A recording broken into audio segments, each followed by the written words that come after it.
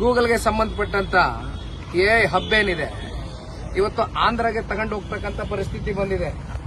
ಯಾಕಪ್ಪ ನಮ್ಮ ಬೆಂಗಳೂರು ನಗರ ಏನ್ ಕಮ್ಮಿ ಆಗಿತ್ತು? ಬೆಂಗಳೂರು ನಗರದಲ್ಲಿ IT-BT ಸೆಕ್ಟರ್ನ ಕರೆ ತಂದು 10 ವರ್ಷ ಟ್ಯಾಕ್ಸ್ ಹಾಲಿಡೇ ಡಿಕ್ಲೇರ್ ಮಾಡಿ ಬೇರೆ ಬೇರೆ ರಾಜ್ಯಕ್ಕೆ ಹೋಗ್ತಕ್ಕಂಥ IT ಸೆಕ್ಟರ್ ಕಂಪನಿಗಳನ್ನ ಕರೆ ತಂದವರು ಇದೇ ಸನ್ಮಾನ್ಯ ದೇವೇಗೌಡರು ಸಾಹೇಬರು. ಅಂತ ಒಂದು ಬೆಂಗಳೂರು ನಗರಕ್ಕೆ ಒಂದು ಒಳ್ಳೆ ಉದ್ದೇಶ ಇಟ್ಕೊಂಡು ದೂರಾಲೋಚನೆ ಇಟ್ಕೊಂಡು ಬೆಂಗಳೂರು ನಗರವನ್ನ ಕಟ್ಟಿರ್ತಕ್ಕಂಥವ್ರು ಬಹಳ ಜನ ಇದ್ದಾರೆ. ಅದರ ದೇವೇಗೌಡರು ಸಾಹೇಬರು ಕೊಡುಗೆ ಇದೆ. ಆದರೆ ಇವತ್ತು ಈ AI ಹಬ್ ಏನ್ ಇವತ್ತು ಆಂಧ್ರಕ್ಕೆ ಹೋಗ್ತಾ ಇದೆ, ಇದರಿಂದ ನಷ್ಟ ಯಾರಿಗುಂಟಾಗ್ತದೆ? ಕರ್ನಾಟಕ ರಾಜ್ಯಕ್ಕೆ. ಇದರ ಲಾಭ ಪಡಿತಾ ಇರತಕ್ಕಂಥವ್ರು ಯಾರು? ಪಕ್ಕದ ರಾಜ್ಯದವರು. ಇದಕ್ಕೆ ಉತ್ತರ ಕೊಡಬೇಕಾಗಿರ್ತಕ್ಕಂಥವ್ರು ಯಾರು? ಸರ್ಕಾರದವರು. ಇದ್ರ ಬಗ್ಗೆ ಚರ್ಚೆ ಮಾಡಬೇಕಾ ಅಥವಾ RSS ವಿಚಾರ ಇಟ್ಕೊಂಡು ಕಳೆದ ಒಂದು ತಿಂಗಳಿಂದ ಸುಮ್ಮನೆ ಇಶ್ಯೂನ ಡೈವರ್ಟ್ ಮಾಡ್ಕೊಂಡು ಹೊರಟಿದಾರಲ್ಲ? ಎಷ್ಟು ವಿಚಾರಗಳಿದೆ ಸರ್ ಮಾತಾಡೋದಕ್ಕೆ? ಸರ್, ಜೆಡಿಎಸ್ ಶಾಸಕರಿಗೆ ಅನುದಾನದ ಕೊರತೆ ಅಂತ ವೆಂಕಟೇಶ್ವರ ರೆಡ್ಡಿ ಅವರು ಹೈಕೋರ್ಟ್ ರಿಟರ್ಜಿ ಒಂದು ದಾಖಲು ಮಾಡಿದ್ದಾರೆ. ಈಗ ನಿಮ್ಗೆ ಗೊತ್ತಿದ್ಯಣ್ಣ, ಅದೇನೋ ಇತ್ತೀಚಿನ ದಿನಗಳಲ್ಲಿ ನಮ್ಮ ಜನ ನಿಂತವ್ರೆ ಶಾಸಕರು, ನೀವು ಅವ್ರಿಗೆ ಪ್ರಶ್ನೆ ಮಾಡಬೇಕು. ಇದು ಕೇವಲ ವೆಂಕಟೇಶ್ವರ ರೆಡ್ಡಿ ಅವರ ಪರಿಸ್ಥಿತಿ ಅಷ್ಟೇ ಅಲ್ಲ, ಜನತಾದಳ ಪಕ್ಷದಲ್ಲಿರ್ತಕ್ಕಂಥ ಪ್ರತಿಯೊಬ್ಬ ಶಾಸಕನ ಪರಿಸ್ಥಿತಿನೂ ಇದೆ. ಬಿಜೆಪಿ ಪಕ್ಷದಲ್ಲಿರ್ತಕ್ಕಂಥ ನಮ್ಮ ಮಿತ್ರ ಪಕ್ಷದಲ್ಲಿರ್ತಕ್ಕಂಥ ಶಾಸಕರ ಪರಿಸ್ಥಿತಿನೂ ಇದೆ. ಅದೆಂತದ್ದು 50 ಕೋಟಿ ಕೊಡ್ತೀವಿ ತನ್ನ ಸ್ವಂತ ಶಾಸಕರಿಗೆ, ನಮಗೆಲ್ಲ 25 ಕೋಟಿ ಕೊಡ್ತೀವಿ ಅಂತ ಹೇಳಿದಾರಲ್ಲ. ಈ ತಾರತಮ್ಯ ಯಾಕೆ? ಅದ್ಯಾವ್ದು 10 ಕೋಟಿ ಫಂಡ್ ರಿಲೀಸ್ ಆಯ್ತೇನಣ್ಣ? ಆಗಿಲ್ಲ ಸರ್. ಬಂತ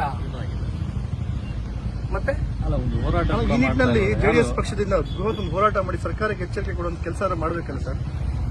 ಜನತಾದಳ ಪಕ್ಷದಿಂದ ಹೋರಾಟ ಅಂತಕ್ಕಂಥದ್ದು ನಿರಂತರವಾಗಿ ಕೈಗೆತ್ಕೊಂಡಿದ್ದೇವೆ. ನೀವುಗಳು ನೋಡ್ಕೊಳ್ತಾನೆ ಬರ್ತಾ ಇದ್ದೀರಿ.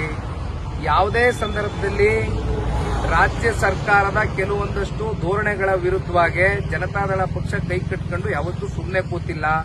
ಹಲವಾರು ಸಂದರ್ಭದಲ್ಲಿ ಸಾಬೀತು ಮಾಡಿದ್ದೀವಿ. ಈ ವಿಚಾರದಲ್ಲೂ ಕೂಡ ನಮ್ಮ ಪಕ್ಷದ ಶಾಸಕರೆಲ್ಲ ಕೂತ್ಕೊಂಡು ಮೊನ್ನೆ ದಿನ ಸನ್ಮಾನ್ಯ ಕುಮಾರಣ್ಣ ಅವರ ಹತ್ರ ಚರ್ಚೆ ಮಾಡಿದ್ದಾರೆ. ಇದನ್ನ ಯಾವ ರೀತಿ ನಾವು ಕೈಗೆತ್ಕೊಂಡು ಹೋರಾಟ ಮಾಡಬೇಕು ಅಂತಕ್ಕಂಥದ್ರ ಬಗ್ಗೆ ಚಿಂತನೆ ಮಾಡಿ ಕೂಡಲೇ ಹೋರಾಟವನ್ನು ಮಾಡ್ತಾರೆ. ರಾಜ್ಯದ ಪರಿಸ್ಥಿತಿನಲ್ಲಿ ವಿರೋಧ ಪಕ್ಷ ವಿಫಲ ಆಯಿತು ಅಂತ ಸರ್ಕಾರ ಅಷ್ಟೊಂದು ಕೆಲಸಗಳು ಮಾಡ್ತಿದ್ರು, ಅದನ್ನ ಪ್ರಶ್ನೆ ಮಾಡೋದಿಲ್ಲ. ವಿಪಕ್ಷಗಳಾಗಿ ಗುಂಡಿಗಳಿದ್ದಾರೆ, ನೋಡಿ ಅಣ್ಣ, ನಮ್ಮ ಪಕ್ಷದ ಕಡೆಯಿಂದ ಈಗ ನಾನೇನು ಸದನದ ಒಳಗಡೆ ಇಲ್ಲ, ನಾನು ಸದನದ ಹೊರಗಡೆ ಇದ್ರು ನಮ್ಮ ಪಕ್ಷದ ಶಾಸಕ ಮಿತ್ರರನ್ನ ಕಾನ್ಫಿಡೆನ್ಸ್ ತಗೊಂಡು ನಾವೆಲ್ಲ ಕೂತ್ಕೊಂಡು ಚರ್ಚೆ ಮಾಡಿ ಇವತ್ತಿನ ರಾಜ್ಯದ ಪರಿಸ್ಥಿತಿ ಎಲ್ಲಿಗೆ ಬಂದು ನಿಂತಿದೆ ಅಂತಕ್ಕಂಥ ಸಂದರ್ಭದಲ್ಲಿ ಹಲವಾರು ಸಂದರ್ಭದಲ್ಲಿ ಫ್ರೀಡಂ ಪಾರ್ಕ್ನಲ್ಲೂ ಪ್ರತಿಭಟನೆ ಮಾಡಿದ್ದೇವೆ. ಇಡೀ ನಮ್ಮ ರಾಜ್ಯಾದ್ಯಂತ ಎಲ್ಲಾ ಜಿಲ್ಲಾ ವ್ಯಾಪ್ತಿಗಳಲ್ಲೂ ಪ್ರತಿಭಟನೆಗಳು, ಹೋರಾಟಗಳು ನಿರಂತರವಾಗಿ ನಡೀತಾ ಇದೆ. ಸದನದ ಒಳಗಡೆ ನಮ್ಮ ಪಕ್ಷದ ಶಾಸಕರು ಅವರಿಗೆ ಸಿಕ್ಕಿರ್ತಕ್ಕಂಥ ಬಹಳ ಕಮ್ಮಿ ಅವಧಿ, ಪಾಪ ಎಲ್ರಿಗೂ ಮಾತನಾಡೋದಕ್ಕೆ ಅವಕಾಶ ಕೊಡೋದಿಲ್ಲ, ಅದರಲ್ಲೂ ತಾರತಮ್ಯ. ಆ ಸಂದರ್ಭದಲ್ಲೂ ಪ್ರಶ್ನೆ ಎತ್ತುವಂತ ಕೆಲಸ ಸದನದ ಒಳಗಡೆ ನಮ್ಮ ಶಾಸಕರು ಮಾಡ್ತಾನೆ ಬಂದಿದ್ದಾರೆ, ಮಾಡ್ತೇವೆ. Sir, HD Kumaraswamy HD Kumaraswamy ಕೊರತೆ ಒಂದು ಕಾಡ್ತಾ ಇದೆ ರಾಜ್ಯಕ್ಕೆ ಅಂತ. ಯಾಕಂತ ಹೇಳಿದ್ರೆ ಅವರು ಕೇಂದ್ರದಲ್ಲಿ ಇರೋದ್ರಿಂದ ಇಲ್ಲಿ ಎಲ್ಲೋ ಒಂದ್ ಕಡೆ ಜೆಡಿಎಸ್ ಮಂಕಾಗ್ತಾ ಇದೆ ಅಂತ. ನೋಡಿ, JDS ಮಂಕಾಗ್ತಕ್ಕಂಥ ಪ್ರಶ್ನೆ ಇಲ್ಲ. ಸನ್ಮಾನ್ಯ ಕುಮಾರಣ್ಣ ಅವರು ಲೋಕಸಭಾ ಚುನಾವಣೆ ಸಂದರ್ಭದಲ್ಲಿ ಅನಿರೀಕ್ಷಿತವಾಗಿ ಚುನಾವಣೆ ನಿಲ್ಲಬೇಕಾದಂತ ಒಂದು ಪರಿಸ್ಥಿತಿ ಉದ್ಭವವಾಯಿತು, ಸತ್ಯ.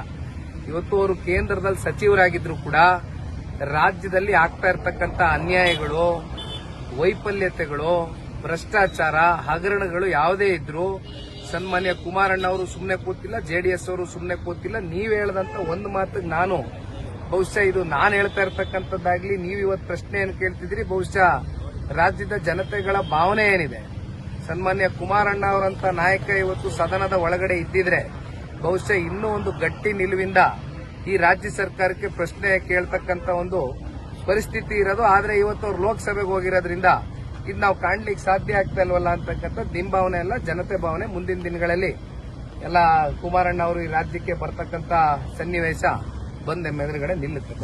Thank you.